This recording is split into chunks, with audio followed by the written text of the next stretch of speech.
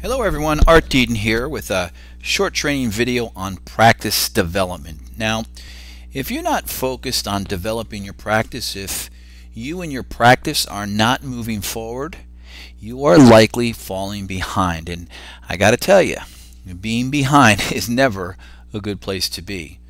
So why is it that we sometimes fall behind? Well, there are a variety of reasons, but what I find most often is that the team is reluctant to make a decision. They're reluctant to become committed to an action plan, even though they know it will bring them success.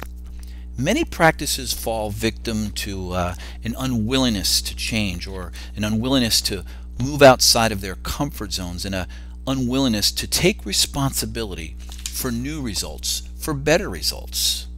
Now, I also recognize that a lot of dentists out there tend to overanalyze things, and these practices usually fall prey to what we call paralysis by analysis. In other words, they take no action at all. If you were to ask 5 different dentists how to, handle cancellations, or how to best present treatment for acceptance, or how to handle poor performing team members, you would likely get 5 different ideas and philosophies. Now, all of these are well-meaning, of course, and perhaps even right for their particular practice, but most dental teams tend to make the business of dentistry far too complex.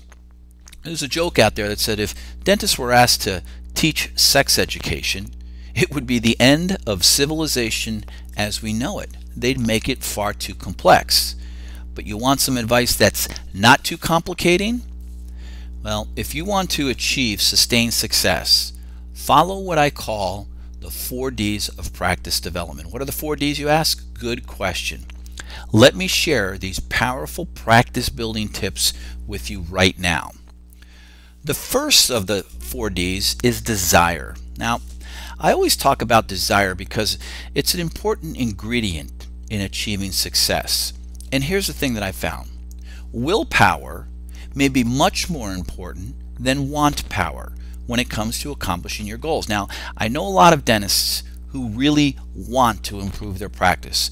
The problem is they and their team lack the willpower to see it through. Sound like your practice? Sound like your team? How can you tell? Well, if you have a lot of great ideas on what you need to do in order to improve your practice, improve the level of service to patients, and you find yourself losing the passion, the enthusiasm, the excitement after about a week or 2 of implementing them, then you lack the willpower. I found that those practices that lack the willpower, well, they usually know who they are. Now, I've worked with many dental teams who've achieved their dreams, and I believe so can you. What are your dreams? What is it that you and your team want to accomplish in the next 6 months, the next year, in the next 3 years? For some, they want to work on improving the synergy among the team members to make it a more happy environment to work in. Other practices are hoping to travel a little bit more, do more CE training. Some want to improve their financial picture by, actually saving for retirement. All of these are worthy causes, and it doesn't matter why. It only matters that you do. What is on your want list? Now that you identified what it is you want, you have to determine just how badly you want it. There's a huge gap between wanting something and really wanting something. I suppose it's the level of passion that distinguishes the two. If you're passionate, if you're really excited, if you're totally engaged about your wants, if you really, really want it, I believe it can be achieved no matter what it is. And identifying what you want is an important first step. Now, the second D is dedication. Dedication is turning desire into action. And for action to take effect, it requires a lasting commitment on the part of both you and your team. I find that far too many practices get so close to achieving their goals, but they tend to give up too soon because the success wasn't coming fast enough for them. And what a shame that is. To be that close and not finish can be disheartening. And I find that it often serves to discourage teams from trying to get back to that place again. And what ultimately ends up is that these teams tend to fall back into complacency, and they have that just get by kind of attitude.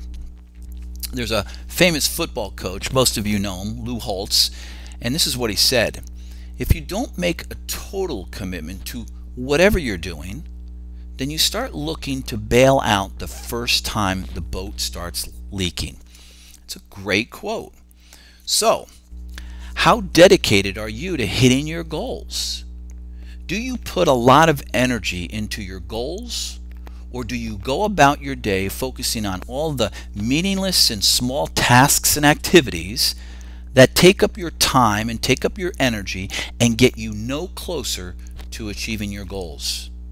I find there are a lot of practice out there that believe just because they're busy that they're being productive. And we all know that being busy and being productive are not always the same thing. Too many practices are working on automatic pilot, doing the same things they've done for the last 10 years and hoping and praying for a different result. Right? It's the definition of insanity.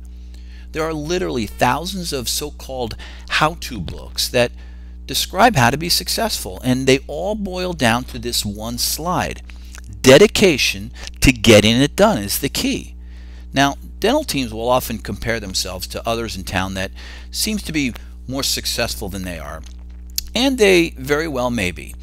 The ugly truth is that those practices are successful because they are willing to do what needs to be done in order to achieve their goals. You see, in order to get something, you have to be willing to give something up. It may be giving up the comfort of doing things the same way you've always done them. It may be that it requires you to stop making it easy for patients to cancel in the last minute. Or it may mean, doctor, that you need to be a little bit more assertive on treatment diagnosis. In order to accomplish something, you must be willing to do whatever it takes to accomplish it. Here's a great question. Are you willing to pay the price? Now, I know a lot of clients who are willing to pay the price, and because of that, they are highly successful. Now, I've been talking about willingness here, and I want to be sure you know exactly what I mean when I use that word. According to the dictionary, willingness means a frame of mind that is open to every possible demand without judgment, reservation, or refusal. Note that willingness is an open frame of mind. An open mind is receptive to the possible, the untried, the unproven. It doesn't make judgments. And the most important thing about willingness is that it all starts with you. The third D in the 4 Ds is determination. Now, everyone wants to be successful, we know that, but those who achieve success are steeled by an unwavering resolve. They are self-motivated, the kind of motivation that fuels athletes like Kobe Bryant, like Derek Jeter, or Tom Brady.